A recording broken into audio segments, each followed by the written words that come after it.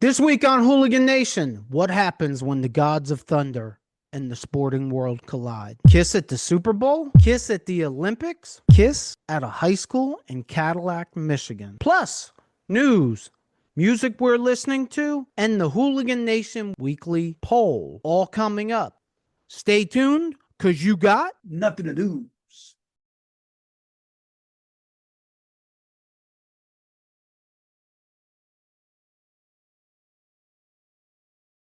Welcome to the Hooligan Nation, a KISS-Centric podcast, the podcast where the riffs are loud, but our opinions are louder. I'm Anthony. And I'm Rocco. Yes, you are. What's up, hooligans? What's up, hooligans? What's up, Father Rocco? Oh, how you doing? Thank you. How you be today? Oh, I'm better now. You blessed me. I feel like I can do this show and I don't have to worry about anything in the world screwing this show up. All right. Now, we have a big day today. You, me, and I get to combine probably our two favorite things. Kiss and the world of sports. Absolutely. And you, the hooligans, you get to watch and listen to us combine Kiss with the world of sports. Now, for those of you that you're scratching your head wondering what the hell we're talking about, you'll just have to stick with us. But before that, we have news, music we're listening to, and of course, our weekly poll. But first, last episode recap. Love Gun versus Rock and Roll Over, the album deathmatch. Father Rocco, would you like to add anything? I mean, I love both albums. I battled you with Rock and Roll Over, and I ended up losing. The album ended up losing. And the more and more we do this, the more and more I realize that Love Gun was probably the pinnacle album of them. But when it comes to studio albums, I mean, it definitely seems to be shaking off all its competition so far. There's still some stuff left that could challenge Love Gun, but there isn't a lot. Well, you know why it's difficult? Because Kiss's fan base was at the, would you say I'm wrong if the Kiss's fan base, as far as sales and everything, was at their peak there? Even when they took its makeup off, I don't think they came close to that. To Love Gun? To Love Gun. No. That's what I'm saying. But I'm the wrong person to ask because my favorite album is Love Gun. Right. It's also part of my favorite era. It's a hard album to compete with because it was their peak of fans. It was the pinnacle studio album for the band. I mean, it's hard to dispute it, at least at this point. When people talk about Kiss's peak, most of the time, Love Gun's not mentioned. It's always Destroyer, Destroyer, Destroyer, but I would say Love Gun's probably a more complete album than Destroyer. Yes, that's what I wanted to hear. News. You got any news? Yeah, I got a decent amount of news here. I was on Loudwire. Oh, shocker. Yeah. My Loudwire is like your Eddie Trunk. Oh, yeah. All right. So today, Chad Childers of Loudwire posted news about the Rock and Roll Hall of Fame, names 2025 induction guest, but who should honor who? So that article is going to cover recommendations and different things. It's an interesting article. There's 18 named celebrities revealed as part of the ceremony. I'll give you a few of them. David Letterman, Beck, Brandy Carlisle, Doja Cat. I don't know who that is. Elton John, Flea, Iggy Pop, and there's others. The induction class is Soundgarden, Outkast, Cyndi Lauper, White Stripes, Bad Company, Chubby Checker, and Joe Cocker, which we've covered. We've covered a little bit of this before. But the article is interesting. Loudwire usually has some really good news in there, so I recommend reading the article. And then the second thing I have, also from Chad Childers of Loudwire, it's a follow-up. Kid Rock wants Pearl Jam and others to step up in his FTC lawsuit against ticketing companies and their ticket prices and how they're overpricing the fans. Wow, that's good to hear that artists are now getting involved in that. It really Absolutely. is. And then you know what? Look, I say this all the time. Who the hell am I? But if I was Kid Rock and I was the artist, what I would tell the fans is don't buy the tickets Mm. because that's the quickest way that you can get this ticket pricing under control.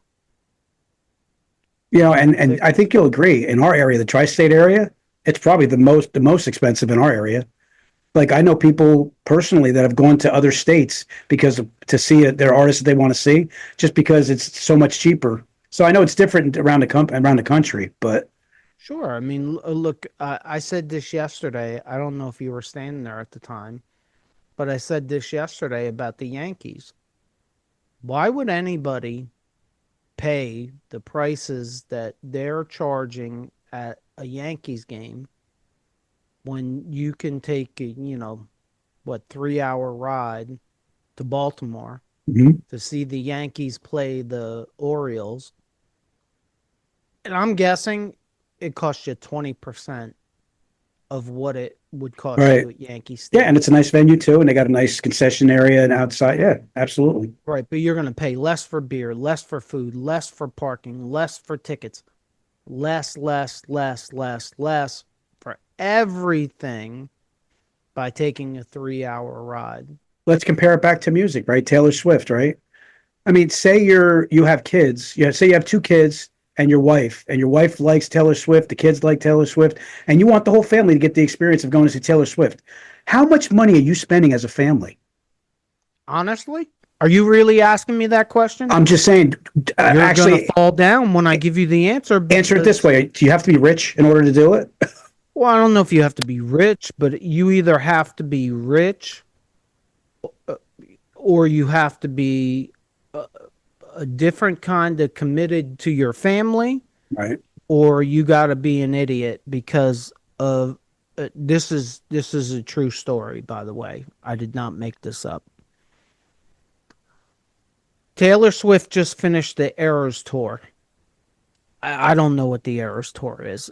She I don't know what it is, and I'm sure that all the hooligans really don't care. Hooligans, if you care, put it in the comments below, and I guess I'll explain it if I And get. listen, the only reason I brought Taylor Swift is because I'm talking about like bringing a family. Like most people aren't bringing a family to No, see Iron Maiden or something like that. You know what I mean? well, I have three daughters, and my three daughters, my youngest one is almost 18, so she was I think she was 16 at the time. She was either 15 or 16 when Taylor Swift came to Giant Stadium, and she wanted to go. And then, the middle daughter, who's 23 now, walked in and said, I want to go too.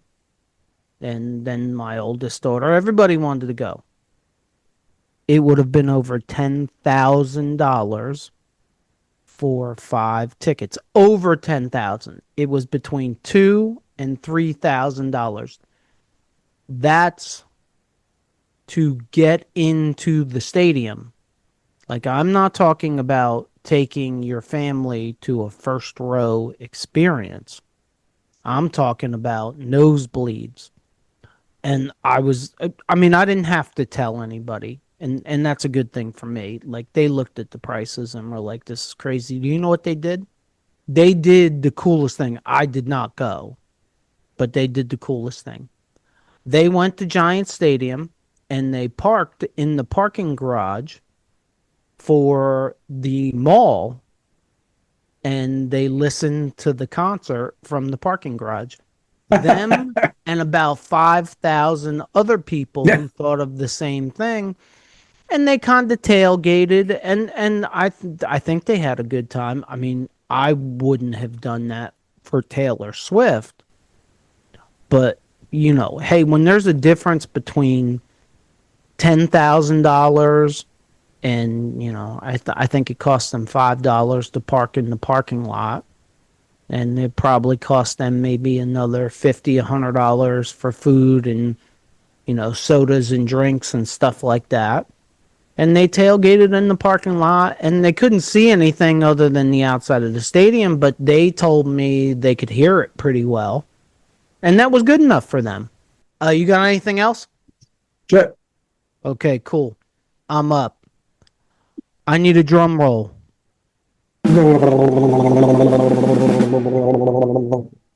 Good, thank you. If you don't know this and you haven't heard this, you should be sitting down right now because you will fall down. Rush will return to the stage in 2026 with a new drummer. Her name is Anika Niles. Tour dates. You know what? Let me bring this up so I can give you Rush fans the tour dates. There are limited shows. Oh, that's funny. I just said there's limited shows, and the headline on Loudwire is Rush adds 11 more dates. Yeah, there's a lot of dates here. So if you want to know the tour dates, you can jump on the Loudwire or go directly to rush.com. And I am completely shocked. If there was one band that I thought was never going to come back, it was Rush. For all you KISS fans out there that are hoping and praying for an original KISS reunion, it may be on life support, but if Rush is coming back without Neil Peart or Neil Peart, then I think anything is possible. Next up, there is a new Ozzy Osbourne autobiography that just came out. I believe it came out yesterday, October 7th. I haven't started to read it yet. And there's a lot of stuff in it. I've heard some different stuff, but the one that caught my attention was in the book, Sharon Osbourne talks about the backup plan that she had for Ozzy in regards to the Back to the Beginning concert if Ozzy couldn't sing. I guess Ozzy came to her and said, hey, what's the backup plan? Like, this is really big. You know, you have Metallica coming, you have Guns N' Roses coming, you have Steven Tyler coming, you have Sammy Hagar coming. Like, what if I can't sing? And Sharon's statement to Ozzy that the backup plan is there isn't one. That's what she told Ozzy. She told him, if you can't sing, talk to your fans. Pretty much giving Ozzy no wiggle room. You ain't got no choice. You got to do it. And look, I've always thought Sharon was a genius, and it worked out. It couldn't work out any more perfectly than it did. Can I feed off of your news that you just put also? Sure. It's no secret that I've become a pretty big fan of Youngblood. Youngblood just had a interview with Bill Maher on Club Random. Very good. The reason I'm bringing it up is because Youngblood had like 20 minutes with Ozzy, and he had thought that he was going to have plenty of time with Ozzy. It took him by surprise. But he went into detail about how nervous Ozzy was and how he like literally was like, kind of like boost. What do they call that? Boosting him up, or like just kind of confiding, comforting him and stuff like that. It's a good interview. I recommend it. But it was interesting to hear that Ozzy was nervous. I mean, how many shows has Ozzy performed? Yeah, but he hadn't performed in a long time, and he hadn't performed since all the other stuff happened. It was just interesting to hear how he confided to the young blood, to the young buck that he's nervous. And here I was trying to get through an episode of the Hooligan Nation podcast without young blood coming up. So much for that. And finally, I got one last thing. It's a late entry. I have not watched it or listened to it yet, but John 5 is the newest guest on the Magnificent Others with Billy Corgan podcast, which just posted today, October 8th. And if Check it out. you're a Motley Crue fan, if you're a Kiss fan, if you're a John 5 fan, I have a feeling this is going to be a good interview. Music we're listening to. What do you got? I got two. First one is, you know that I'm a big Alice in Chains fan, so I've been listening to Jerry Cantrell, huge Ace Frehley fan, and a lot of Ace licks in his playing. If you listen to it closely, I've been listening to his album Degradation Trip, really good. Psychotic Break, Angel Eyes, She Was My Girl, and Spider Bite are some of my featured songs that I like on that. And you kind of triggered something in me. I've been listening to a lot of Dr. Feelgood, believe it or not. I am a triggerer. Yeah, you definitely got me going. Well, you had made a statement last week about Dr. Feelgood, and as you're just calling off the songs, I'm like, damn, there's a lot of good songs on that album. So I listened to it again, and it's been kind of sticking with me. So Dr. Feelgood, Without You, Kickstart My Heart, and I also like Same Old Situation. Doesn't get a lot of love, but I like that song a lot too. And that is my music. I think I said this last week. I'm pretty sure that Dr. Feelgood is probably their best Produced, right? album musically. It's not my favorite, but it's probably their peak. Yeah, and I listened to it in that kind of way, and it was definitely, if you go and you listen to their first album and Shout at the Devil, and then listen to Dr. Feelgood, you can kind of see it's almost like taking, shining it up and making it polished. It's definitely a lot more polished than most of their stuff. It's definitely an evolution thing for them. I agree with you. My music is, oh my God, Megadeth's new single off their alleged final album. The song is called Tipping Point, and it might be the best Megadeth song to date. The guitars are definitely the star. They made a real effort on the music video also. It's a really good video. If this is it for Megadeth, I have to believe they may be going out at their peak. That's how good the new Megadeth song is. And for you, Father Rocco, who doesn't like Dave Mustaine's vocals, you can just listen to that song for the guitar work because it's nothing short of amazing. Well, but being honest, I just went on my Spotify when you said that, and I put it on. I heard two notes, and the riff, two notes, the very first, just two little notes, and I'm like, oh man, I can't wait to check that out later. Yeah. Yep. You know what time it is? Whole time. It's poll time. Yes, it is. It is poll time. And I'm not sure whether I'm going to do any music or not since I keep getting copyright claims. Ah, to hell with it.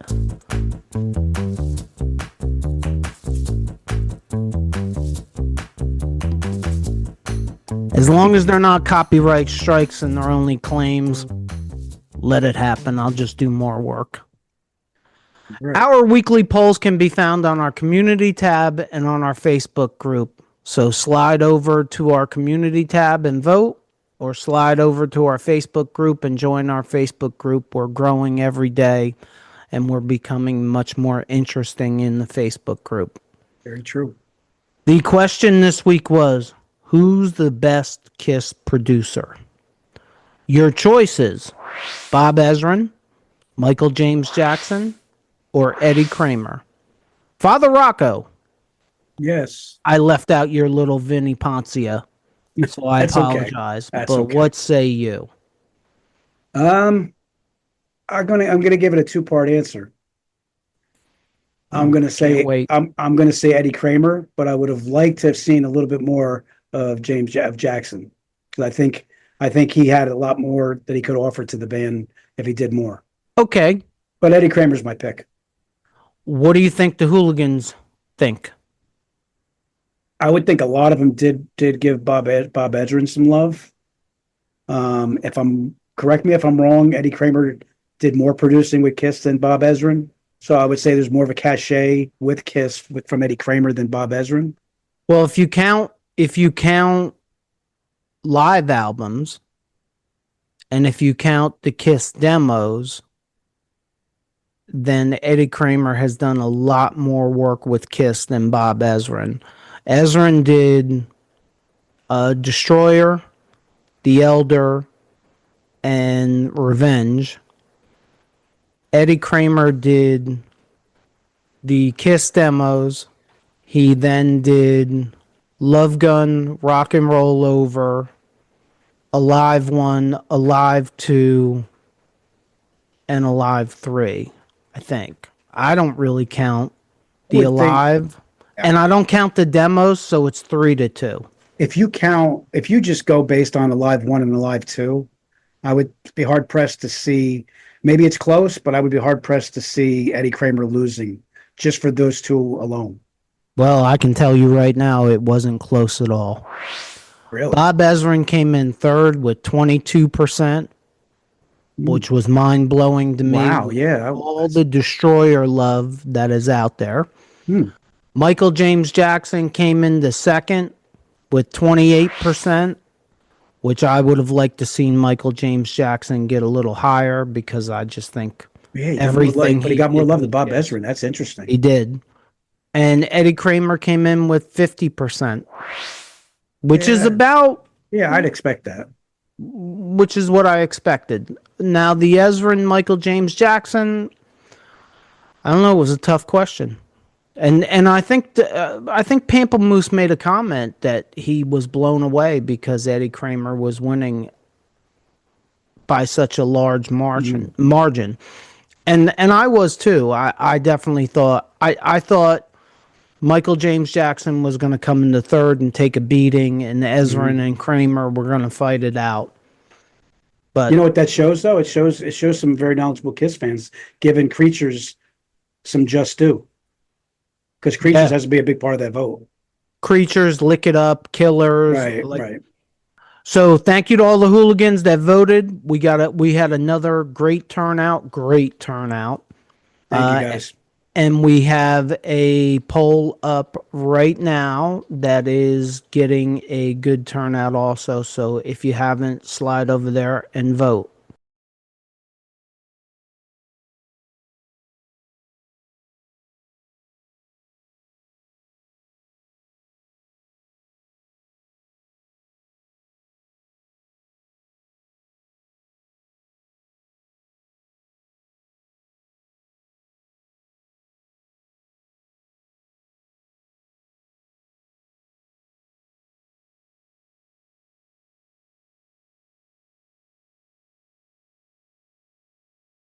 Are you ready?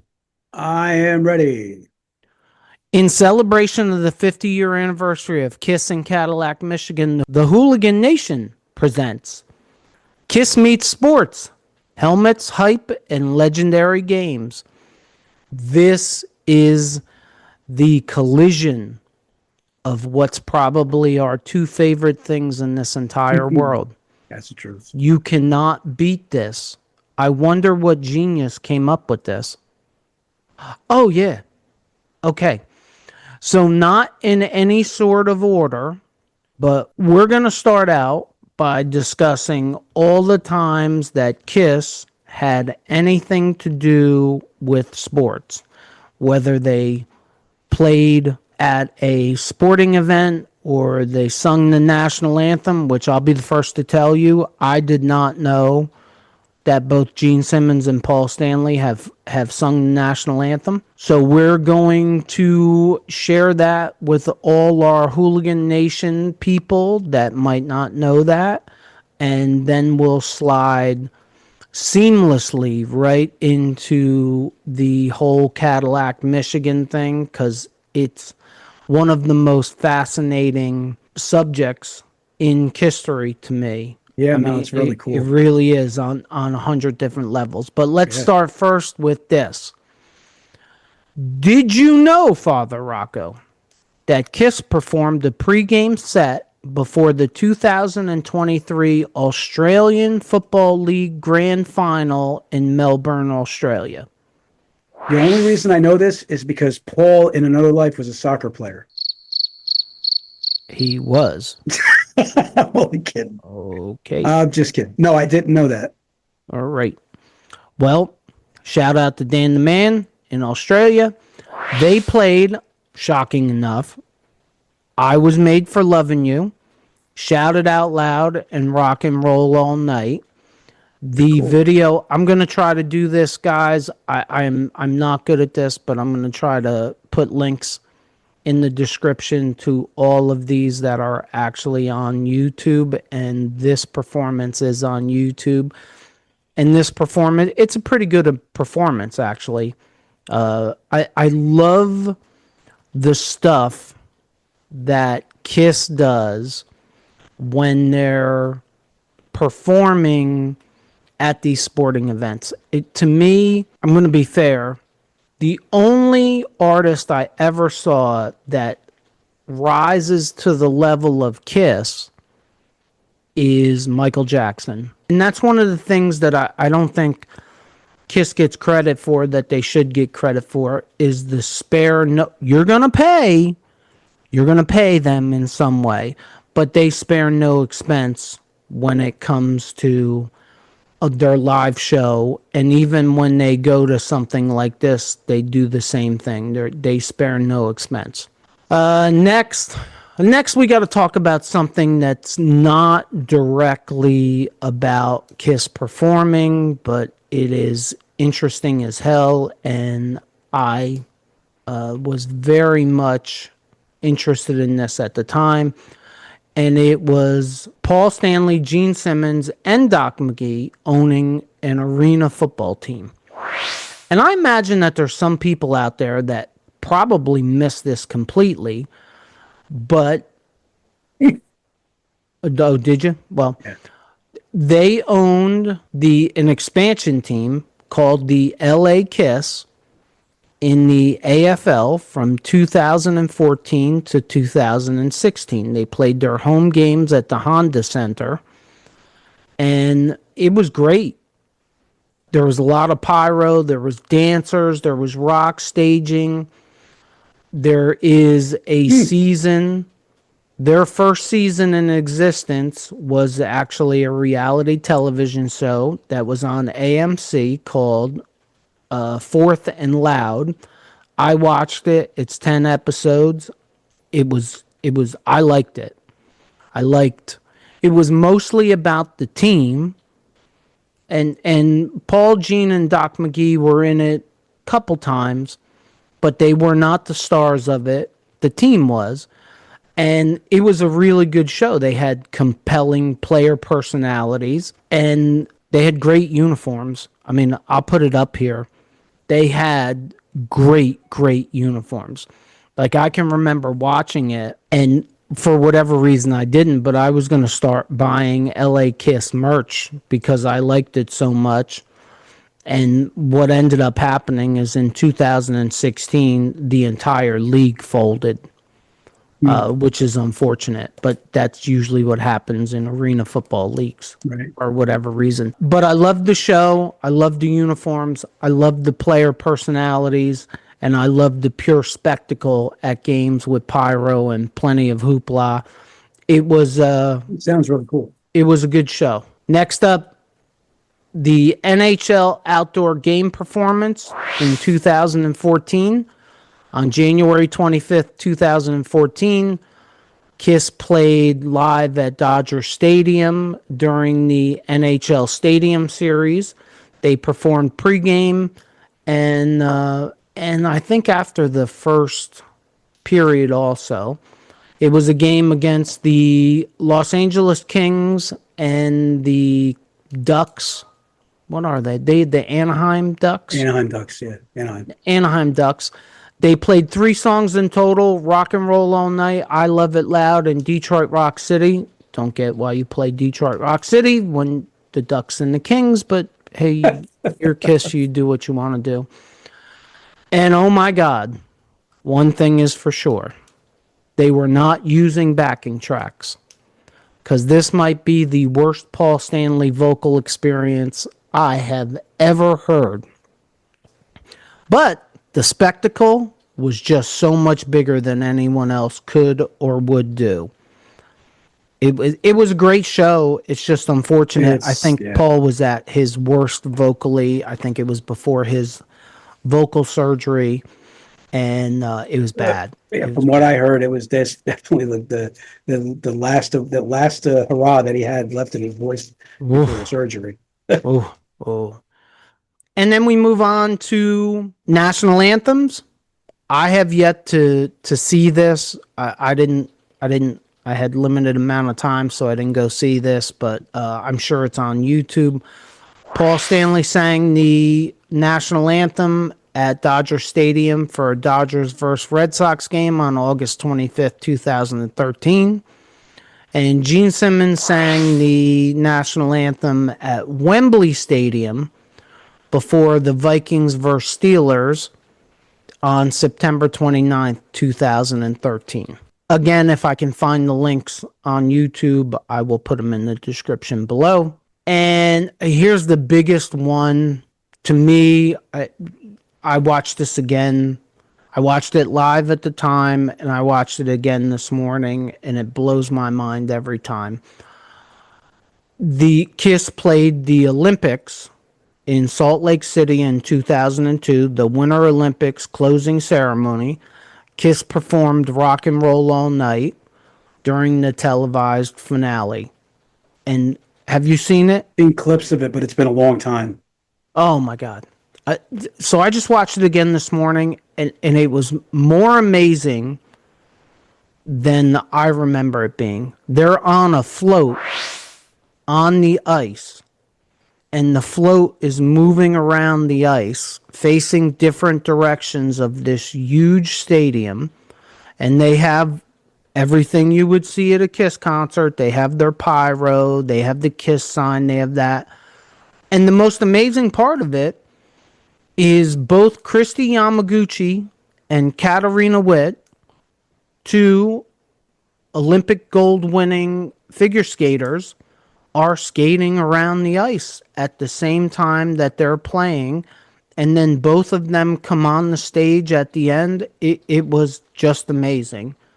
It was. So if you are a KISS fan and you haven't seen that performance yet, you need to jump on YouTube and see that performance because it's an amazing I performance. got to go back to it. I remember seeing it at different back in the day, but I got to check it out again. Next up, did you know that KISS was involved with pro wrestling? Yes, I did because I was a wrestling fan growing up, so I definitely did. Well, growing up, you were well into growing up at the time. You were 29 years old, but WCW.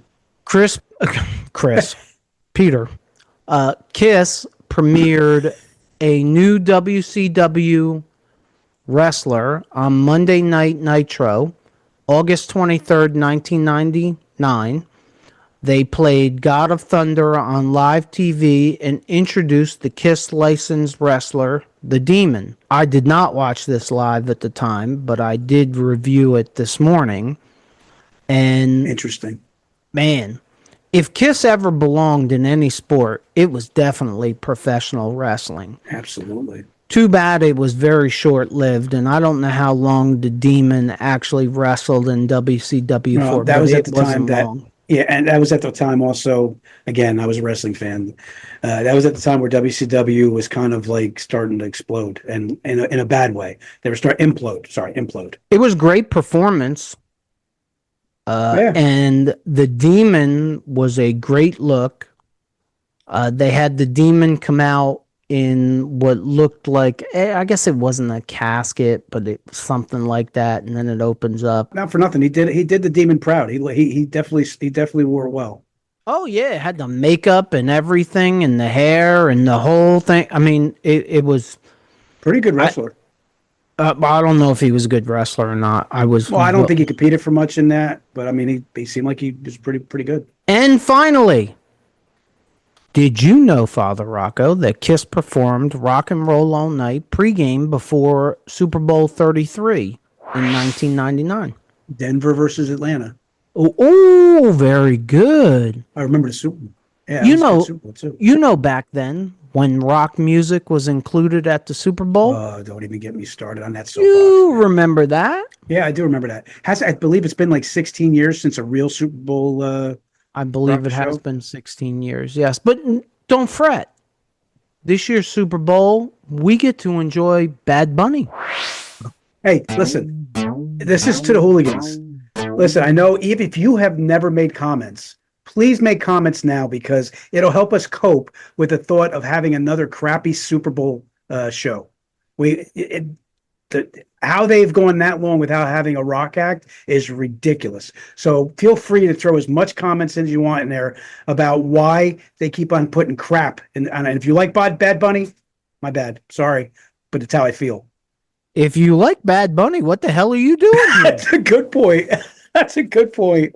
I'm pretty sure you got the wrong podcast. Hooligans, if we missed any sporting events that KISS played, please drop it in the comments below. And if we got them all, hit that like button and give us a hype so more KISS fans get to see this podcast. And now why we are here.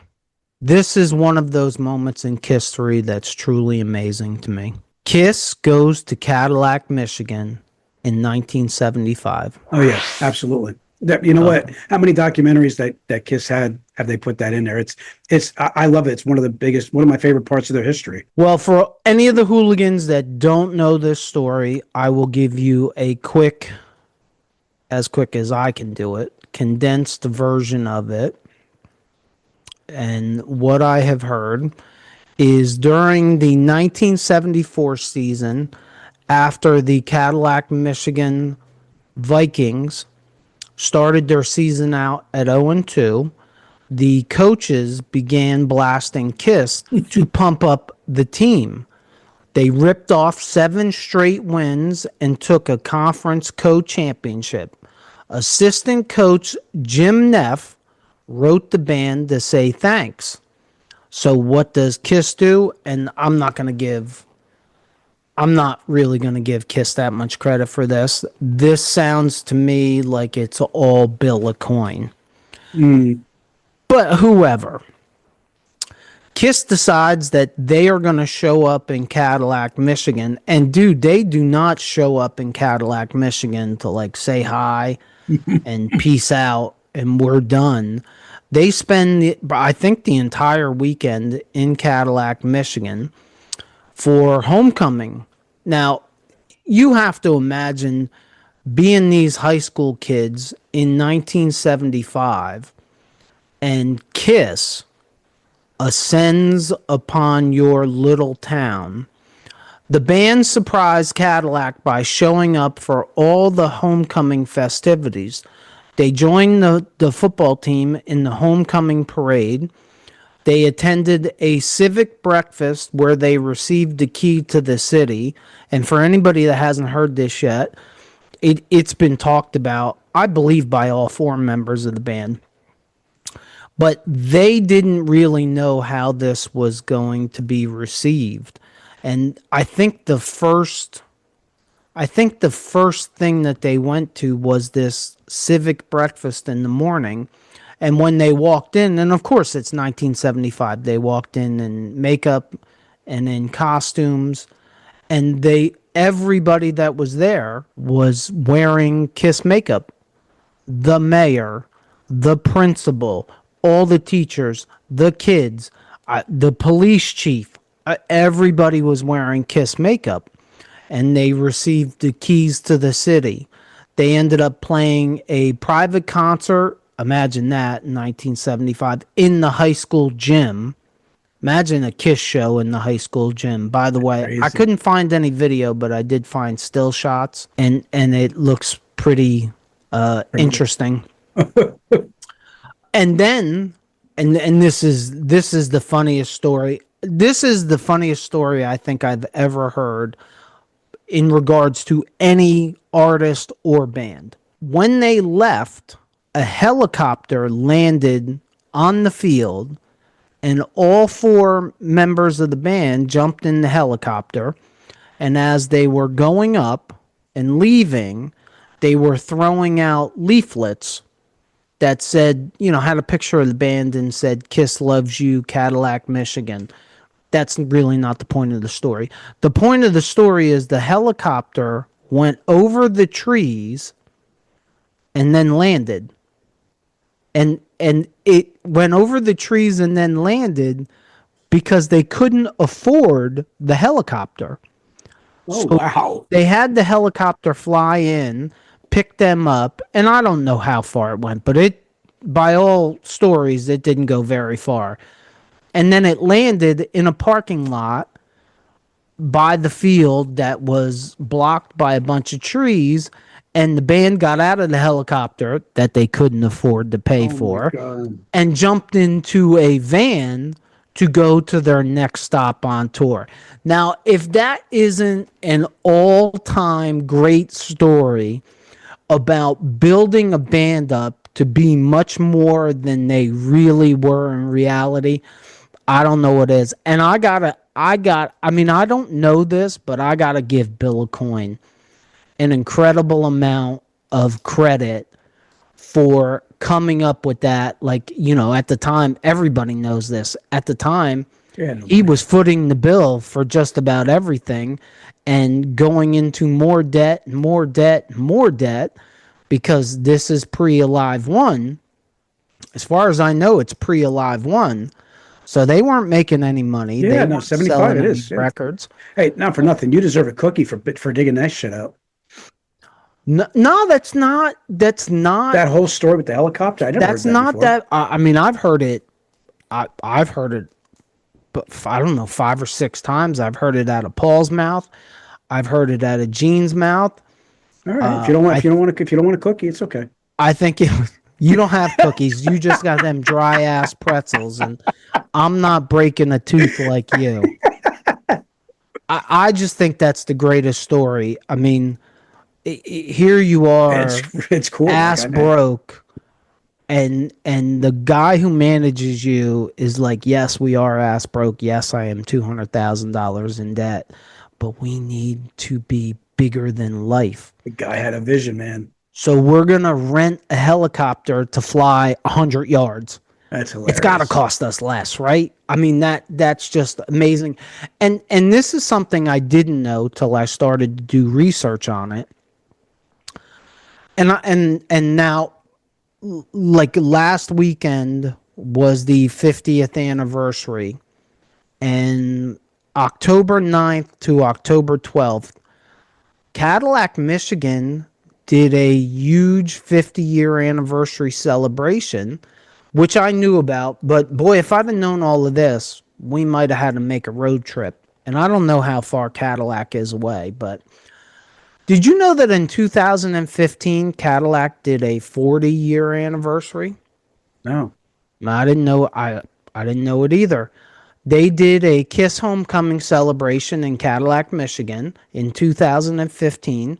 During this celebration, they unveiled the world's only KISS monument. It is 10 feet tall.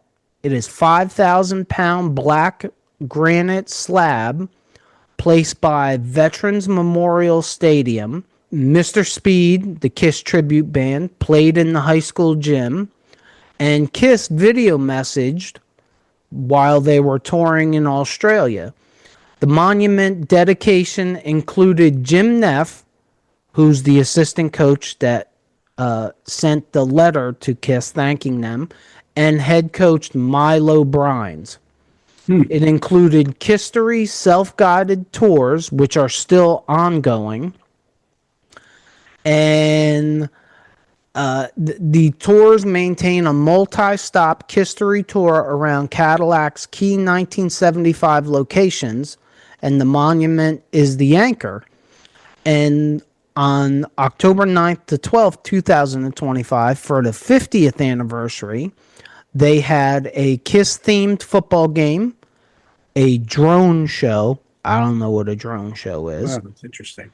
A documentary screening. I don't know which documentary. I'm thinking it's maybe the documentary that Doc McGee was talking about, but I don't know this. Drone show. Have you ever seen? Sometimes it may be this. They have a bunch of drones, and they go up all at the same time, and they do like a different up in the sky. They do different shapes and stuff like that. Maybe. They had a memorabilia exhibit, guided Kisstory tours, a 5K run, and it says and more. If I'd have known that it was all. I think if I'd have known, I can tell you right now, and yes, I'm stuttering and skipping all over the place because I'm excited. I want to go see that monument. Let's I go. don't know. I'm sure there's a picture of it somewhere, but I want to go I see the monument. But I got to be honest, I didn't research it as much as maybe I should have or could have or would have now, because if I would have researched it, yeah, it might have been a good road trip for that weekend. You know what? There's so many different retrospective moments that I have about this band that just reaffirm why they're my favorite band. I mean, the Kennedy Center awards that they get that they're got coming up, and just how many rides that they go on that they have gone on uniquely that no other band has ever touched. I think it's pretty cool because like it makes me wonder how many other things are out there. Like we've said this before. We do not try to sell to you people that we're KISS geniuses. We are not geniuses at anything. We're not KISS experts. We're KISS fans. Mhm. So it makes me wonder how many other things are out there that we're going to discover while doing this podcast. You know what you just did, right? No, what did You I just just you do? just you just triggered Pamplemousse and Kelly Nodwell and Dan the Man. They're going to get right on that, and I guarantee we'll have something. That's showing you guys some love because you guys always throw stuff out there that we don't know and help us I out. mean, So I mean, look, it's funny. Kelly emails me on an average once a week, and a lot of times she either tells me something that I didn't know, or more importantly, she reminds me of something that I had forgotten. right. Like, I'll get an email, hey, have you seen this video? Or, hey, have you heard this story? And a lot of times I answer her like, yes, but I forgot. Or, boy, I heard Right. of this, but I haven't seen it. And the same thing comes from Pamplemousse. Look, we do that. What the hell music we're listening to Monday. This Monday, Pamplemousse puts on this band, Sloan.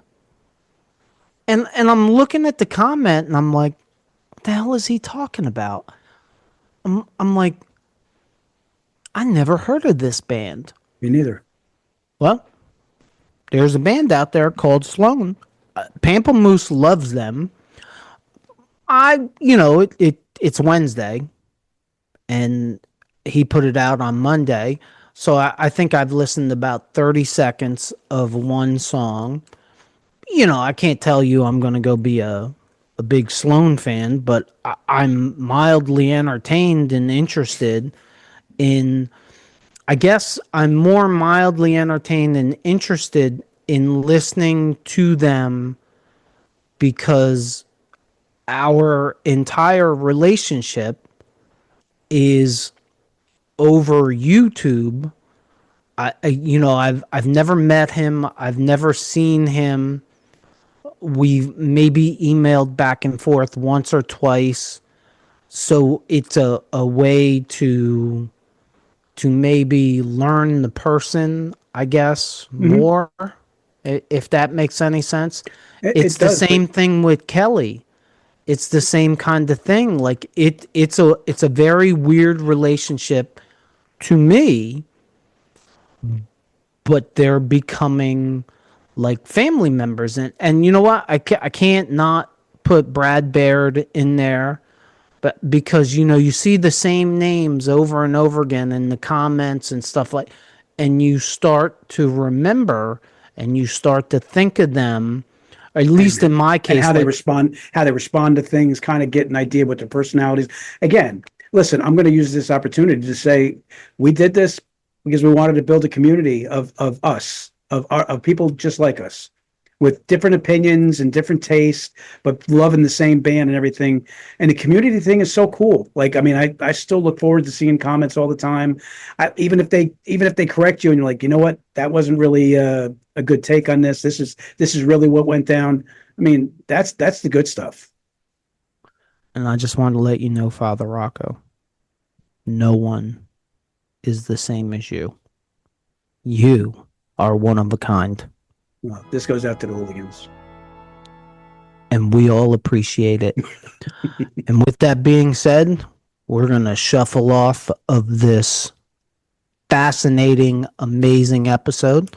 I hope that all the hooligans enjoyed this as much as we enjoyed talking about it. Because, you know, the longer that we do this, I'm not going to lie to you and tell you that I'm incredibly excited about every episode we do. Some of them are work. Ace Frehley's second sighting. Vinnie Vincent invasion. Mm-hmm. But some of them are incredibly fascinating and fun. I was supposed to edit this morning, and instead of editing, I lied to myself and said, you know, I need to view all of these clips before we do this episode one more time. And I know that I did it for my own viewing enjoyment, but I told myself that I had to do it for the hooligans out there. Did you talk to yourself in the third person and go self? Oh, yeah, all the time. I do that all the time, but, you know. Hey, also, I'd be remiss if I didn't say one more thing. What's that? We do live in the tri-state area. We're pretty close to New York. And how many times have we gone to a sporting event in our area and had to hear New York Groove? Hey, you want to hear something funny? It's funny that you brought that up. Hooligans, one more thing, and then we'll let you all go, and we'll go also. Last night, today is Wednesday, October 8th, if you don't know. And if you don't know, we tape about 10 days ahead because, well, you know, our editor, he's slow. So last night, Father Rocco came over and we watched the Yankee playoff game. And Father Rocco, being the goofington that he is, it was like 10:30 at night. It was maybe the seventh inning of the game. The Yankees had been down 6-0 and 6-1, and they had come back, and I believe they were up 8-6, 7-6 at the time. I think they were up 7-6 at the time, and he looks over at me. He looks over at me and he goes, "I want to go." And I go, "We'll go." And he goes, "I can't go. It's what did you say? It's any baseball fans that are hooligans, you know why I said that, right? It's baseball superstition. If I leave right now and they lose, it'll be my fault." So I don't say anything to him. It's in the middle of an inning. Like, I'm watching the game and I'm just thinking to myself, honestly, I'm thinking to myself, how the hell can I use this as a joke when we film tomorrow? And then he looks over at me, and this is not why I'm doing that, by the way. Okay. And then he looks over at me and he goes, "But if you happen to tell me that it's okay and that I'm not going to affect this game, then it should be okay for me to leave." And I look at him and I tell him somebody should have been recording this because to me, it's comedy gold. I look at him and I tell him, "Okay, you can leave. I'm sure you leaving is not going to affect the game in any way." And he leaves, and he literally walks out the door. I close and lock the door, and I walk back in, and they're coming back to the Yankee game, and New York Groove is playing. And I just started laughing. And I thought for sure, I'm like, that's a sign. I got goofy like you and was like, that's a sign. The Blue Jays are going to score like 10 runs this inning. and it's going to be all his fault, and I'm going to be able to use it as material. It didn't happen. They ended up winning, I think, 9-6. But Yeah, and I the just moral, thought that was funny. again, to reiterate what he just said, if you didn't catch the last part of that, regardless of me being a crazy maniac talking like that, on my way home, if they give up the lead and they're losing the game, the first call I get is from him saying, "You should have never left. You screwed up." Oh yeah, absolutely. He would have been all over me. Oh, And then he 100%. would have told my sister, she'd be all over me. Then he would have told everybody else I know, and they'd be all over me. 100% would have posted it on Facebook. It still to this day amazes me how much Kiss is involved in sporting events over and over again, whether it's rock and roll all night, but I think it's New York Groove. At least in this area, it's New York Groove more than anything else. I mean, I go to a Devils game, they play New York Groove. Yankees game, New York Groove. Giants game, Jets games, New York Groove. Dentist office. Well, I'll get my teeth fixed and I hear it. When I get, well, that's because you keep breaking them because you keep eating them dry ass hard pretzel nuggets. Hooligan, did you see how I set him up for that? You see, I just kind of lifted it up and he slammed it home. Yeah, but then he'll get a sore ass because I'm making fun of him, right? But you give me the material. Wait. Are you trying to say I'm sensitive? You are a little sensitive. Well, I do have feelings. This episode is another example of the amount of reach that KISS has in mainstream through the years. Much more of a reach than they get credit for. Absolutely. The only other thing I'll say is Hooligans. If any of these things that we listed you haven't seen, check them out. They are all at least mildly entertaining, and some of them are really good. So sometimes Paul singing isn't the best, but maybe I'm goofy, but just what they do on the road at one kind of event is pretty amazing to me. The extras that they bring to it is always pretty amazing to me.